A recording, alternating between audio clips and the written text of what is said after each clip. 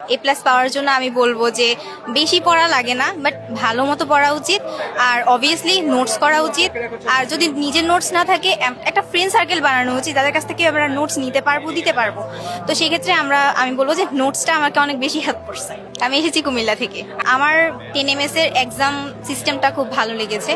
আর হচ্ছে আপনার পড়ানোটা, ওটাতে আমার বেসিক ক্লিয়ার যেটা ছিল না ওটা হয়ে গেছে, প্লাস এক্সামের কারণে আমার MCQর একটা যেই বিশাল ফারাক্কা হয়, ওটা হয়নি আমার এত বেশি। প্রতিদিনের যে ক্লাসগুলো থাকে, লাইফগুলো, এগুলো মেনটেন করার জন্য যদি কখনো রেকর্ডেড মানে করতে হয়, যদি লাইফ ছুটে যায়, সেটা যাতে দ্রুত কভার করে ফেলে। আর যেই এক্সামগুলো হয় প্রতিদিন, সেটা যাতে প্রতিদিনই দেয়। আমার আজকের মেন মোটিভেশন ছিল আমার ফ্রেন্ডসদের সাথে দেখা করা, টিচার্সদের সাথে মিট করা। কারণ এতদিন স্ক্রিনে দেখেছি, এবার একটু দেখার সুযোগ হচ্ছে। ওভারঅল এক্সপিরিয়েন্স আলহামদুলিল্লাহ অনেক ভালো। এবং টিচারদের সাথে যখন কথা বলতে পারছি, তাদের ব্লেসিংস পাচ্ছি, এটা অনেক বেশি আমাকে মোটিভেট করছে।